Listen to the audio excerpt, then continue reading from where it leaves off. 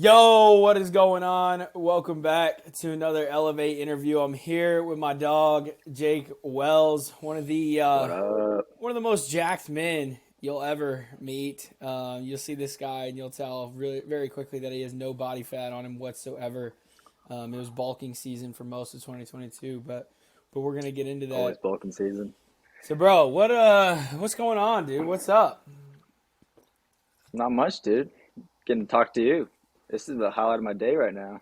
That's what a lot of people say. I'll be honest. I won't lie Yeah. to anybody. So, bro, I really want to dive into just your experience, what it's like been inside Elevate, and then get into your story and what's happened recently in your life because I think you have an amazing perspective on what's happened. Um, so I was just thinking back today. I knew we were going to do this, obviously. So I was just thinking back today on when we first connected. Um, and it's just such a funny story on how we met. Um, and I'll kind of give my perspective, and then I want you to kind of give your perspective on the story. So Yeah. I was kind of low key training somebody at LA Fitness, and Jake is a trainer at LA Fitness. So I'm like low key training somebody. I'm not a trainer there. They have no idea who I am. I'm just a guy with a membership that has a client who wants to work out at LA Fitness. So I'm like low key sliding it under the table, and I'm tweeting at the time, building up the online presence, and we're in Indy, and Jake DMs me. He's like, "Hey, I saw the guy with a mustache training a client. Like, any chance that's you?" And I responded, and I was just like, "Oh, it depends," because I didn't know, I didn't know why he was reaching out and asking me that.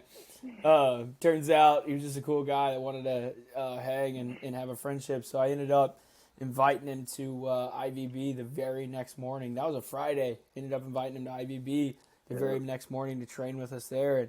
And you ended up coming and deadlifting, and then hell, the rest was just history from there. But when you saw me in LA, bro, like, just walk us through your perspective of that whole Yeah. thing. So I first saw you, and it's like kind of this double take because I followed you on Twitter, followed Mitch and Zach and all these guys from Indy, and when I first saw you, I was like, all right, he looks familiar. I think I follow him on Twitter. Then I looked up, I was like, it's probably one of the more bros. It's either Mitch or Matt. I got a 50-50 chance. So sent you the DM and yeah, I mean, invited me to IVB the next day. We lifted, then we went out to brunch, and then next day went to church and brunch again. And I mean, rest is history, dude. I think we connected right then. Yeah, bro, absolutely, man. It's just crazy how when you already have like an established community, kind of how we had in India, it's so cool how you can just bring people in and like invite them to so many things and get connected so fast. It's like, you know, we could tell that you were, and I could tell as well, is like you were looking for deeper relationships, deeper connections that you maybe didn't have in the moment. Something that I'd been seeking for a long time as well, of like, tired of these shallow bullshit friendships. Like, I want to get deep with people. You have a mission of opening up a gym, and like you were just like, I want to connect. I want to get around people who are pushing, who are achieving things, entrepreneurs, things of that nature. So I could just tell you were seeking that deeper connection, and that was like the perfect segue of getting you into Elevate, because as we know, I mean, Yeah. that's what everybody in there is seeking. So talk to me a little bit about joining Elevate. What was it like joining the community, bro? Yeah, I mean, I was hesitant at first because I didn't even know what Elevate was. You invited me like the day after we met, Yeah, and I was yeah. like, okay, cool. Let me check this out. And then I don't know when I joined, there were probably like 20 people at the time. I mean, it was still fairly new. I mean, right now we have like over 100 guys, so it's grown and taken off. But yeah, I mean, when I first joined, I was, looking through and I was like, okay, I've seen some of these guys on Twitter. Then I started reaching out, Austin, Cam, calling these guys. And, we connected on Twitter through phone calls, through Elevate. And it's really, it's a brotherhood. I've been able to connect with these guys, these like-minded individuals who are into faith and fitness. And, these people who, they may be in Indiana or they could be across the country. And it's pretty cool how we've just made that connection without even being able to be face to face.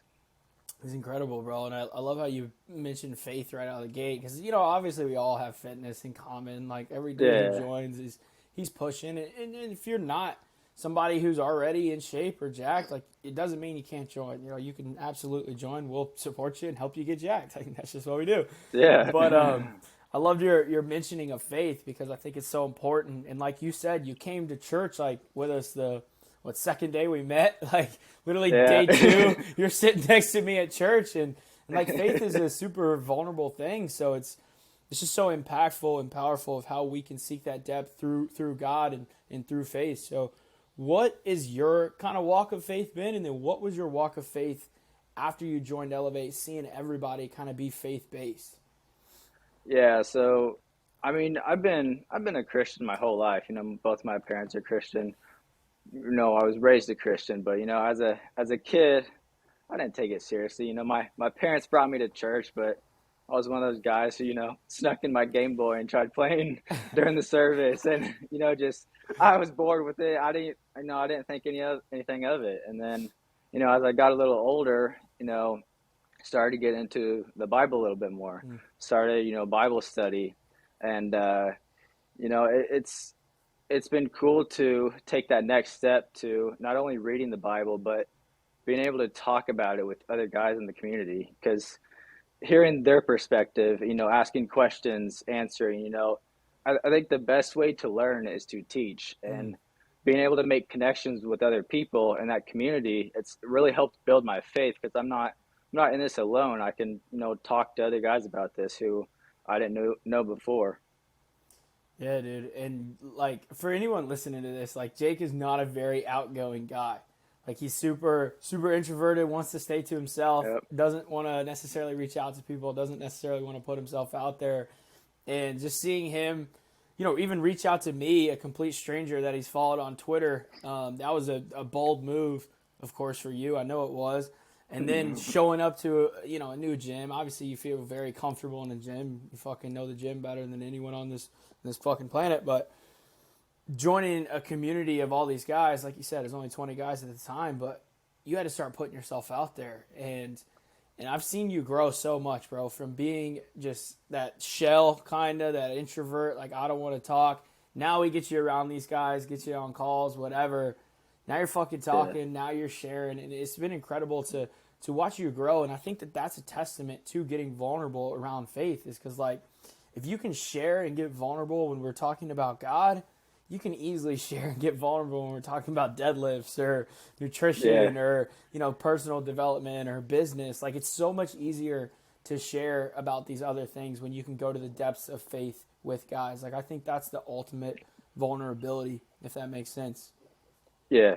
Yeah. I think, yeah, faith it's such a sensitive topic, or at least it can be. So, I mean, like you said, if you're able to share, stuff about your faith, and, talk to others about it, I mean, if you can talk about faith with somebody, you can talk about anything really, because I know it may not seem like it, but it is kind of hard to talk about faith. No one wants to talk about God and all this. It's people get offended and whatnot, but what it's a way to gain trust, and then build a connection, and then you can talk about anything really. Yeah, and people getting offended, dude. Like we don't want them. It, We don't want them. Like yeah, I just sort yeah, of throw that exactly. out there. Like we Yeah, are you come as you are, whether you believe or whether you don't believe, come as you are. We're not going to force anything upon you. We are just going to unapologetically be ourselves and show you the love that God has given us, and that's just it. But like if you're somebody who's going to get offended by us bringing talking about God, like you're not the guy for us. Like just don't even think fair. about joining. But 100% come as you are. And faith, I mean, just it's so, like you said, people are getting offended. People are trying to silence the word of God in today's society. Like in our generation, bro, like guys in their 20s, like you said, like you almost look down upon for talking about God. No one wants to talk about God because it's super Yeah, uncomfortable to all these guys. All these guys are soft. All these guys don't want to push. They don't want to challenge. They want to resort back to the comfortable dopamine hits that they're getting from these just worldly ROM activities, sex, porn, alcohol, all that shit. Like all that shit that just Yeah. suppresses them. They don't have to challenge themselves if they turn to those things. So when you bring up God, it's like the ultimate challenge because you can't talk about faith and get into the Word of God without getting challenged. And in Elevate, we create that space to talk about God, to create those challenges, and ultimately to challenge each other. And I want to talk about one of our biggest challenges that we've had that you prepped up hard for, got let down, eventually hit it. Oh, Let's talk about the 500-pound deadlift going into the House of Steel. So for those that yeah. don't know, we hosted an event in October of last year, 2022, of course, and it was at JR's gym in Cleveland, called the House of Steel, and it's a deadlift event. We had a ton of guys prepping up, wanting to deadlift 600 pounds, and Jake's big goal was 500 pounds. He hires Money Mitch of all people, the worst coach. It doesn't make any sense. He hires my brother. No, he's a good coach, and it was a ton of fun. Oh. So walk us through that prep, bro, and then leading up to that event. What was it like for you, dude? Yeah, so it was, mid actually start of summer. It was like July, I think. Um, I'm talking to Mitch, or I'm talking to you about the deadlift, competition, at JR's gym. And I think we're, trash talking on Twitter or whatever. Like, I think you're telling me to hire you. I was like, oh, I'll hire the brother who lifts more.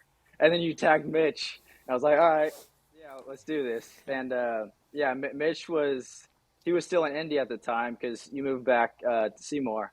So I was like, Mitch is at IVB. Let's run this. And yeah, we started training. He was teaching me just about everything to know about deadlifts because I was clueless. I didn't know anything about deadlifts. I didn't know what I didn't know. So it's kind of starting from scratch. So I started, at 315, not knowing how to deadlift. I was just, muscling it up, just picking up 315. And then when I started working with Mitch, everything was kind of going together. So, we went over positioning, how to start, how to finish, breathing, bracing, just everything. And, to go from 315, I think like a month later, I hit that for 5 reps. Like Mm. I took my 1 rep max for 5 reps in just like a month. And Um, let me interject real quick. Is like for somebody listening to this, Jake is a trainer. He went to school, exercise science. Like he knows the human body better than 99% of people. It just shows how challenging and how complex like the deadlift truly is. It's like somebody oh yeah, listening to this, like, oh, you didn't know about deadlifts, but I do. It's like, bro, if you're listening to this, you probably don't know shit about deadlifts. Like, let's yeah, just be real with yourself. You don't know anything about the deadlift unless you've been properly coached by somebody, and there's a good chance that you haven't. So 315, a month later, you hit it for 5. Your old max. Keep going, bro. yeah.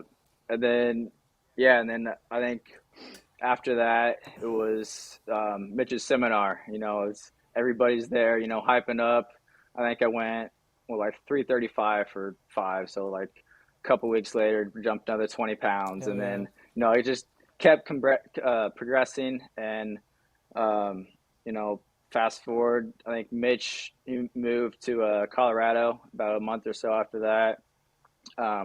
So then we start going, more online. So instead of meeting in person, we're making phone calls. I'm sending him videos while I'm at the gym, and he's critiquing and saying, "All right, try this," and then we jump on FaceTime and have a conversation. So yeah, it was kind of fun. Um, yeah, the amount of work I put in. Not only was I trying to jump the deadlift, but also my weight because at the time I weighed like around 150, Mm. and it's as well as anybody, you're it's so hard to pick up 500 pounds if you weigh 150 pounds. Yeah. So I'm trying to bulk up my weight as much as possible. I think by the time we got to October at JR's gym, I think I was like 163, 165, so up close to 15 pounds.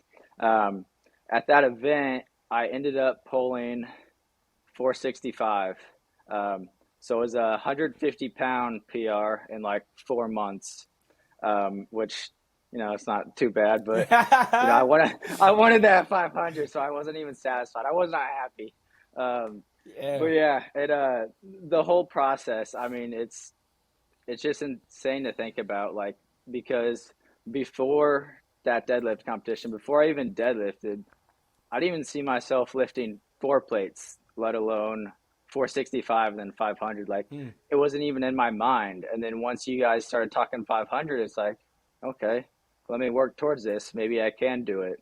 I mean, I never even imagined getting close to 500. And then, so once I got 465 in October, like I said, I was not happy about that. So I texted Mitch. I said, let's keep going. Yeah, before you keep going, bro, let's retract here a little bit because I want to Yeah, talk about. You said when you guys started talking 500, I know there was a lot of chirp around the number 500 from a lot of guys inside Elevate. There was a lot of guys pushing 4 or 500. Talk to me about what was that. You kind of walked your training leading up to the House of Steel. I know there yeah, was a bunch of other guys prepping, and there was a bunch of shit talking going on consistently, like a bunch of banter for going on. sure. Talk about that. What was that kind of culture like going back and forth with these guys as we were all prepping for it? Yeah, it was a friendly trash talk with your bros. It's talking your shit, but also pushing each other at the same time. So all the guys in the group are like, yeah, I'm gonna hit 500 first. I see them pulling on Twitter, and then I'm like, all right, let me step it up a little bit. And we're all just creeping up, and challenging each other, and just pushing each other to the next level. Yeah, and I think that that's a good sign, like good note from this is like if you're somebody listening to this and like you felt a sense of community from the timeline, like get in the game. Like, come off the sidelines, join the community, get in the game, come compete with us in something. We're running Spartan races, deadlifting, hiking mountains, and we'll get to that here in a second. But it's like clearly you can get in, you can get this competition, you can push with these other guys. Like stop just sitting on the sidelines. Like, come join us. Come join these guys from the timeline that you see all over the place, shit talking each other, having a good time, pushing each other, growing together, and ultimately just becoming better men. Like, get in the game because you can see, I mean, Jake's just a live example of we had dudes from all over the country shit talking about how we're Yeah. going to come together in October and out deadlift each other. Like, that's just so rare. And I know there's guys that are going to listen to this and they're like, oh man, that'd be sweet. Like, fucking join. So, Yeah, and I just want to say, like, we were all talking our shit, but on that day we were right there cheering each other on. Like, I wanted everybody else to pull it just as bad as I did. I mean, it was that trash talk, but a brotherhood at the same time. amen to that, bro. So, before you go on, you hit 465 at the event. Before we go on past that, Yeah. talk to me about the event specifically, other than the deadlifts. You come to Cleveland. You had met some guys in person, obviously not all. You had been really a part of Elevate. What was the event in Cleveland like for you, bro? Yeah, so I mean, the first day we got there, we all met at JR's gym, and we were just hanging. Like, we were in the gym, but we weren't really lifting. We were just hanging and talking. I think out of all the guys who stayed at the house, I think I knew probably about three-fourths of them beforehand. So the guys who I had never talked to before, I mean, it was cool getting to know them. Like, we were all there for one reason, to be at JR's gym, but we were also learning about each other, and growing together. And it was cool to meet these guys who I hadn't talked to before. And it's because we're all in the Elevate group. I mean, we all just connected. Talk to me about what was faith like at this event? Like, because for me, at least my experience showing up, it was like God was mentioned in like the first 5 minutes. Like, JR, you walk in, cross on the wall, crossing his logo, Yeah. verse on the back of his shirt. Like, I just felt like God was just there with us. So talk to me, like, what did you feel from a presence of faith at this event with these guys?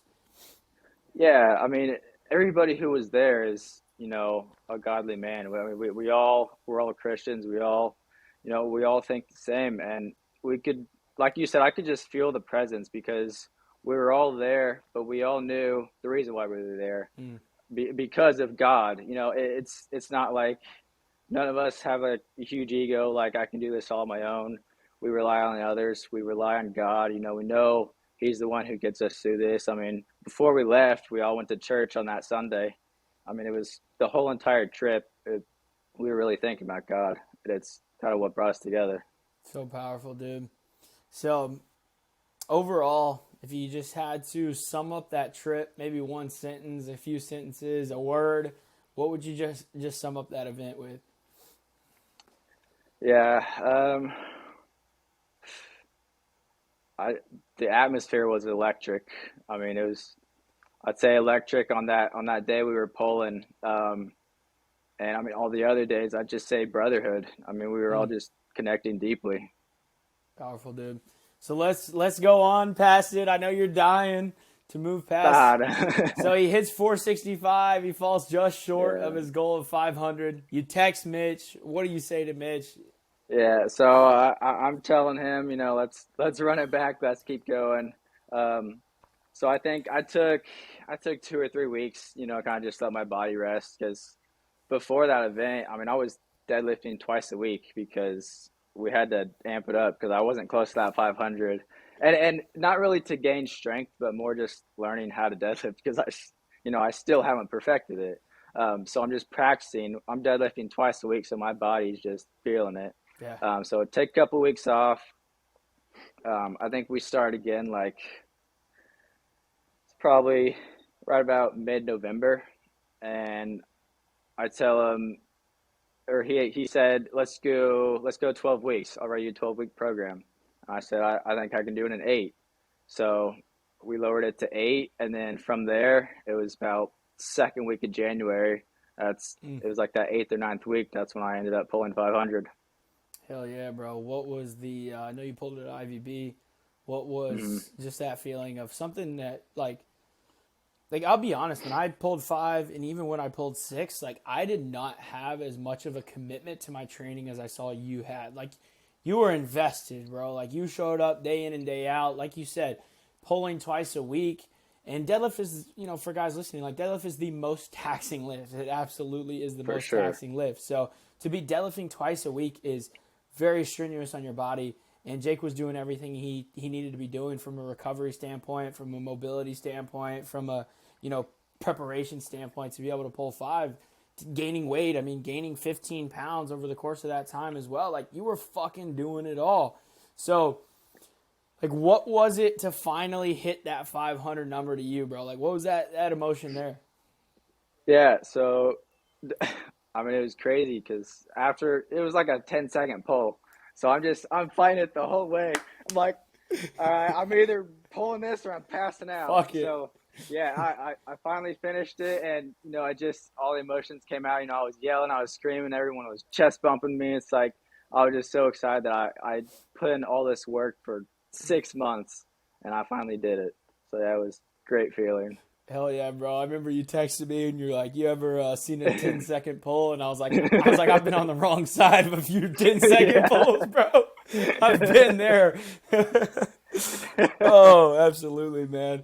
So, bro, let's. I know we got some big stuff still coming, so let's continue Yeah. moving forward with your story. I mean, you know where we're going next, so Yep. just take me through from that 500-pound deadlift. You said that happened in January, up until obviously this big occurrence that's happened in your life that I want to get deep into.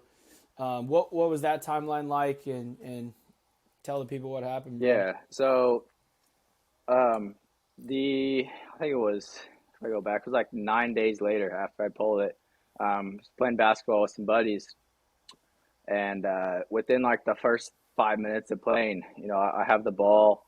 I'm driving to the hoop, not really like a complete jump stop, but like a 1-2, Ready to just about to fucking go up for a dunk. layup. Oh, Yeah, a layup. exactly. Oh, Yeah, dunk, dunk, dunk, dunk. I was dunk, about to dunk. Yeah, slam yeah, it.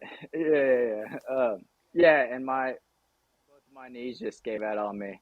Um, I didn't even know what happened. I landed on my back, and I was like, "What the hell happened?" And I kind of felt my knee a little bit. I thought I bumped my knees with somebody, and then I tripped up.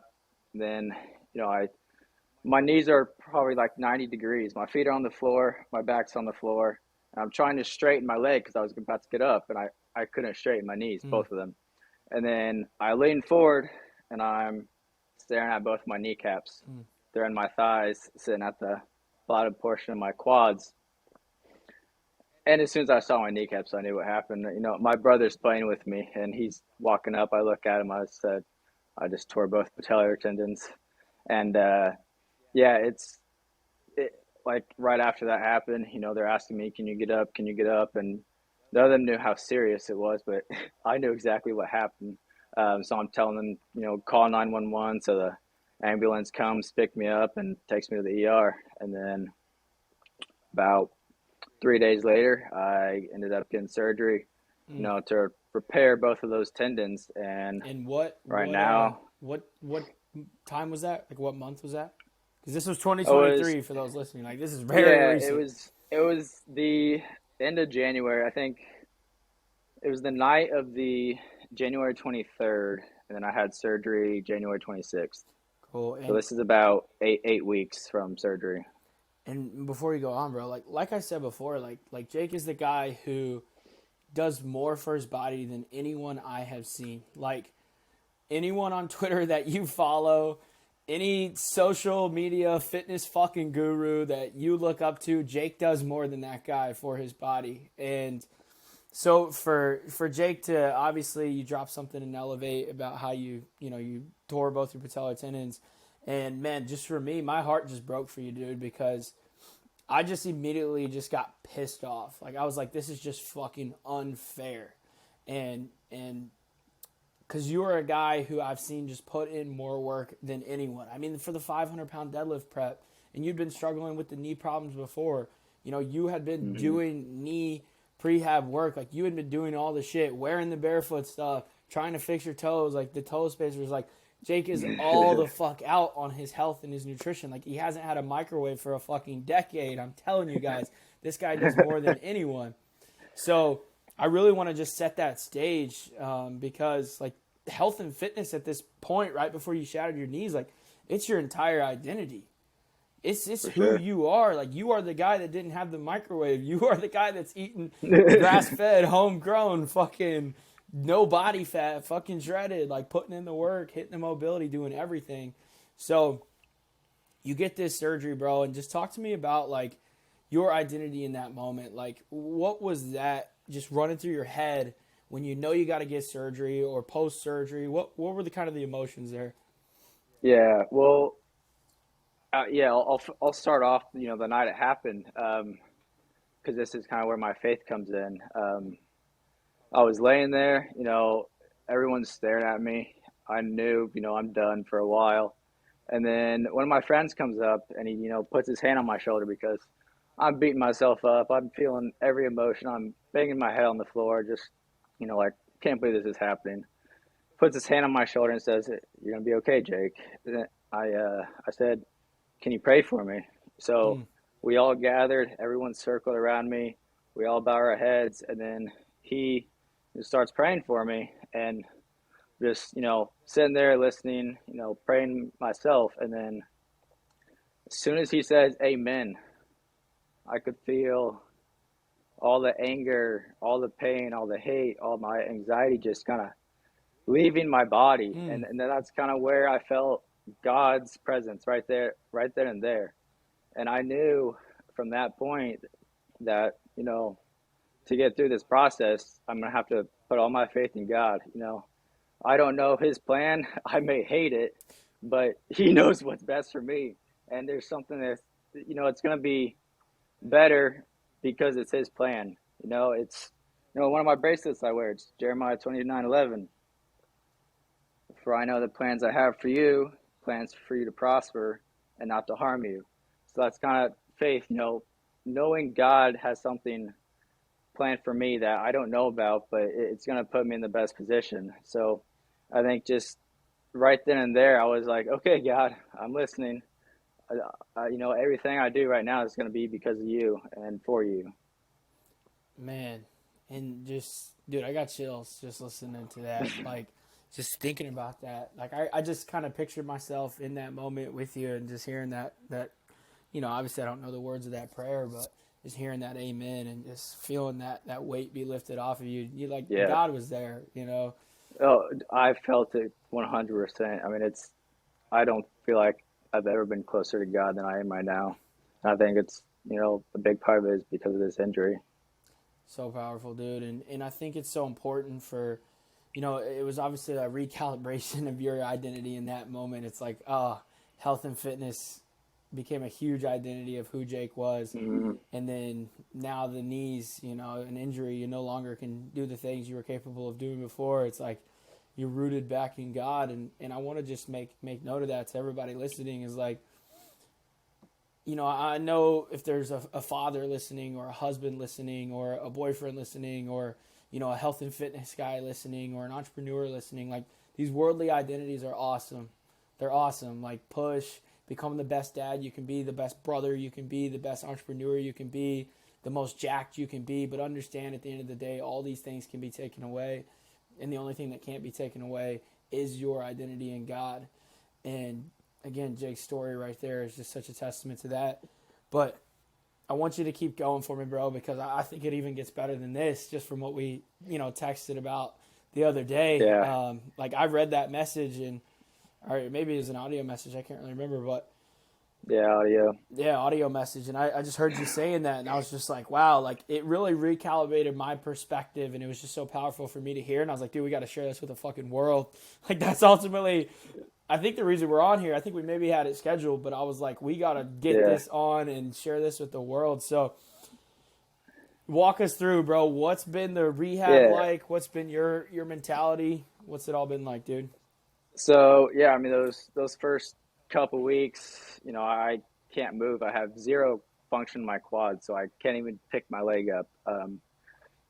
Just to get in and out of bed, I had my brother or my mom or dad, so I had to move back to my parents' house, have them take care of me because I live on the second floor.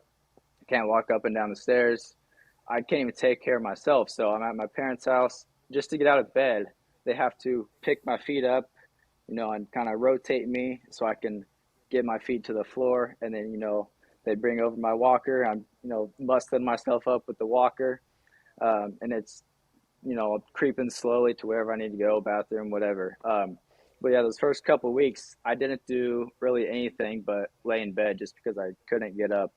Um, so I mean, during that period, I did, a lot of praying, just kind of moving, trying to, like you said, my big part of my life is fitness. So I'm, always moving. So it took a lot of adjusting to, just it was going to have to be something new to where I couldn't just get up and go to the gym. I had to, do something else. So I leaned into faith. I was spending more time, reading the Bible, praying, stuff like that. And then after, a couple more weeks, I think it was about 2 weeks. I ditched the walker, started walking just with the braces, without assistance from the walker. Um, still can't lift, obviously. A couple more weeks later, I went to the gym for the first time and did some upper body training. So Um, what date do you think that was about? So you had the knee injury January 23rd. yeah, What date? Because this is quick. It's just a quick yeah, timeline. it's probably it was probably 3 weeks after surgery. 3 weeks I post think I surgery, he's back in the I got gym. I got rid of the walker like 12 days after, and then about that third week, I think I started going into the gym. And, I'm walking all stiff-legged, got these huge braces in my pants, and got these huge tree trunk thighs. But Talk about gym not anxiety. because, yeah, everybody's looking at me like, "What the hell is this kid doing?" The fuck is this guy I'm doing? over there doing pull-ups, and then I gotta gently lower myself to the floor. Yeesh. So I know, yeah. Yeah, I mean that's just I don't care what people think about me. I'm gonna go about doing my thing because I Mm. know what needs to happen for me to feel better. So I'm in the gym with braces. I don't care how many people are looking at me. I'm trying to better myself. So that's about the third week. About a month and a half, about week 6, I start slowly adding in some leg exercises. So doing like some, mini step ups, a few inches off the floor, just trying to get that quad Mm. working a little bit. Bending my knees every day. Right now, I can bend it about 90 degrees. That's the big thing that's holding me back. My quad strength's come back fairly quickly. It's just the flexibility and able to bend my knees. Mm. Big reason why I had to wear the braces is because if I bend my knee too far past that point to where it allows, it's gonna tear again, and I'll have to start from day one again. So yeah, it's like I said, I think this is week 8. So I'm doing some, like terminal knee extension with a band. I'm kind of standing, just straightening, bending and straightening. What do you Everybody do? listening, the fuck is Yeah. terminal knee Well, I was, I extension? was, I was trying to explain it. Sorry, man. I was, It just standing there with a band around my leg, and I'm kind of bending and then straightening while I'm standing. I'm not using the leg extension. That's about how big my legs are right now, too. oh Um, man. yeah. So yeah, I'm starting to, get into a little bit more resistance training with the legs, um, and it's about every single day, 2 or 3 times a day. Yeah, bro. Real quick, I want to like this whole rehab process. You've been kind of documented inside of Elevate, and I just want to talk about like Hmm. the what's the support been like from the community, because I know you just dropped a picture in there of this just awful injury, like you said, kneecaps just up on your quads. Um, just it was, I mean, just scary, just scary. It was Yeah. sick, honestly, and you dropped that picture in there. You sent this long message. I think you just asked for prayers and love. And I know I Hmm. called you pretty quick after that. But what's the support been like from the guys, bro? Yeah. So that night it happened, I sent in like in the Elevate community, we got a whole section for prayer requests. So I put a message in there immediately while I'm on the way to the ER. I'm in the back of the Really? ambulance. I asked for my phone. I was like, I need to send out a message.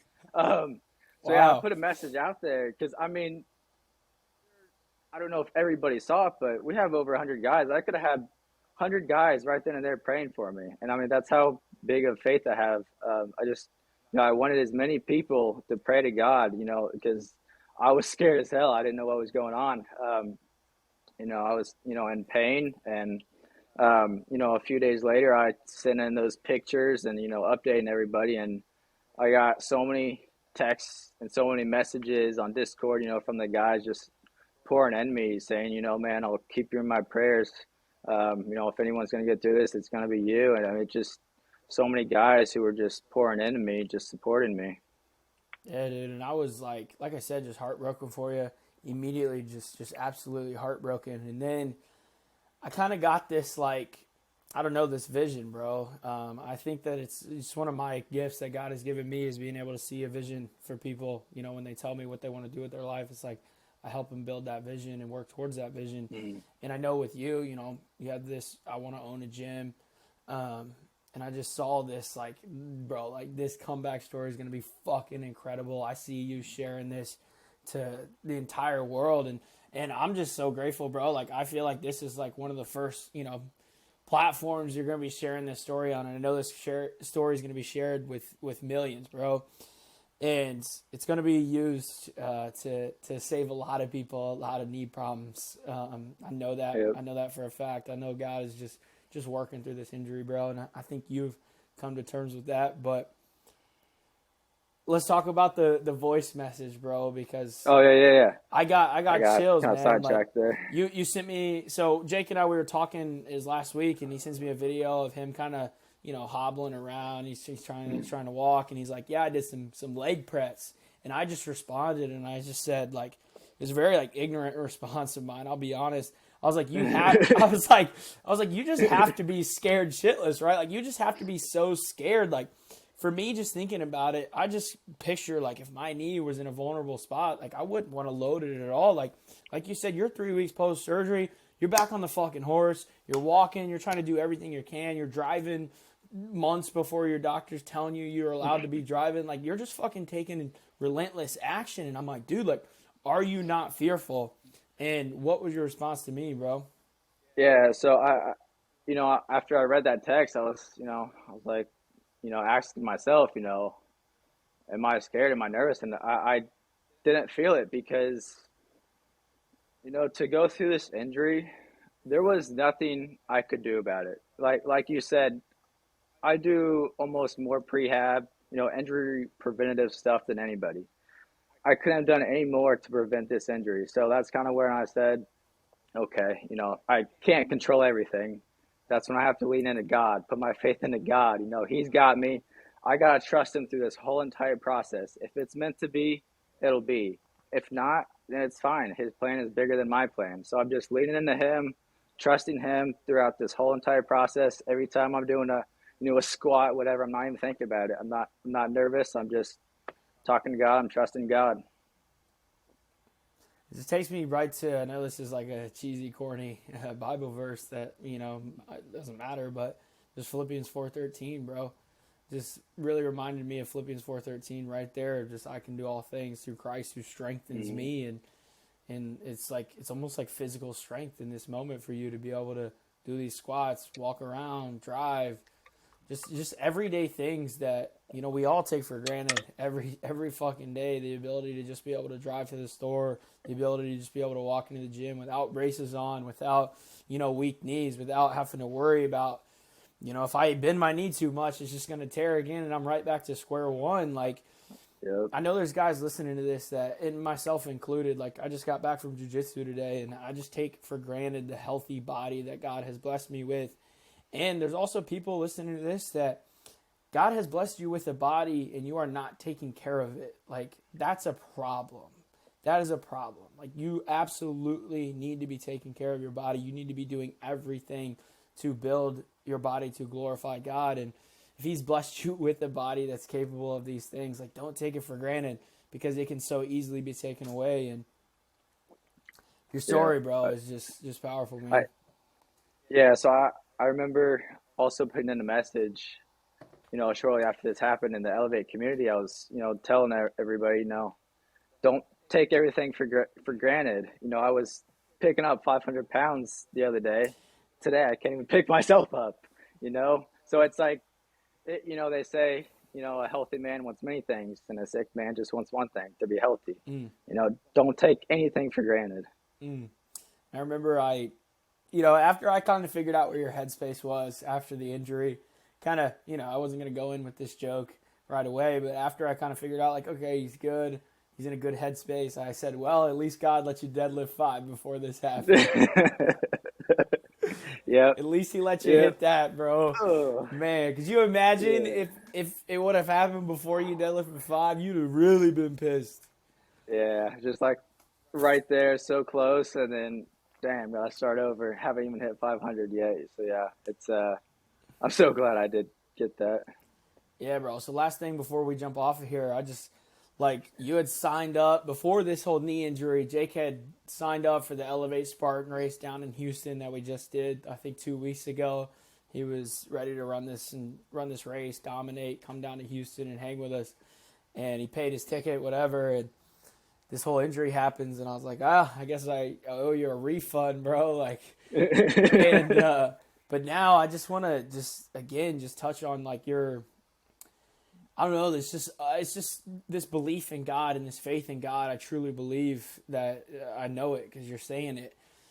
That Jake is committed to hiking the Appalachian Trail, climbing mountains in July. I mean, tearing both his patellar tendons at the end of January, and literally last week, I'm like, hey, bro, like, you want to come climb mountains with us in July? And he's like, you know what, dude?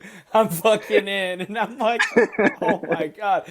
And I I don't remember who I was telling. I think it was my grandpa. Because you came and hung out with my grandpa, and I was like, No, yeah. yeah, yeah. I was like, Jake's coming to, I think it was him, maybe not, but it's like, yeah, Jake's coming to hike with us in the mountains, Appalachian Trail. And he's like, he's going to be able to do that with these knees?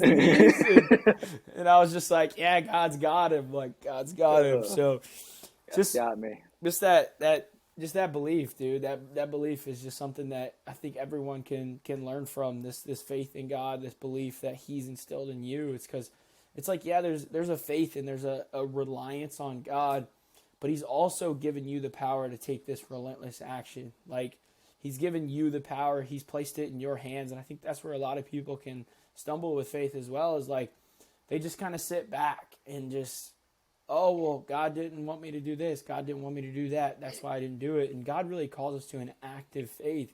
He calls us to be active, and Jake is a huge testament to that, of just being that, living that active faith, going out. He's going to make this comeback. He's going to come back better than he was before, and he's going to share this story, and he's going to point all glory to God, and it's just going to be so powerful, dude. And I can't wait, like I said, can't wait to be in the mountains climbing together at the Appalachian Trail, and I can't wait to share this thing with millions, dude. So you got any closing comments? Anything you want to share? Nope, I think I went through everything. Well, yeah, I guess you were just talking about, putting your faith into God. I mentioned, right now I'm not really scared. I'm not nervous. That's not true. Everybody has fear. Every human has fear. We're human. But it's having your faith in God that trumps that fear. It's going into those fears, knowing God's got you, and knowing, the outcome's going to be good because God's got you. Amen, dude. Any knee prehab movements you would recommend to anybody listening to this? I'll be that guy. Prehab. Give us like a number one. Like, if you don't want these knee injuries to happen to you, you should go do one or two movements. The ATG split squat. All right. So yeah, either that or some heavy isometrics. It's just I've been doing a lot of isometrics. Yeah, dude. I mean, you can load those heavy and just hold it, and it just strengthens up the knees. And you just feel everything around the knee just working, stabilize the knee. Brutal. And then the final question I actually like to end on is, if someone is listening to this, they loved your story, they're interested in joining Elevate, bro, like, what would your advice to them be? Join. It's join. Join. I've been in the group for a year, and the last year has been the best year of my life. I mean, I've made so many friends. My faith has just grown so much. Like I told you about the deadlift. I didn't imagine pulling 500. All these guys were peer pressuring me. Lift heavy, go all this stuff. It's join, be a part of our cult. Join the fucking cult. You heard it here first. Yeah. Peace and love, and thanks for anybody listening to this.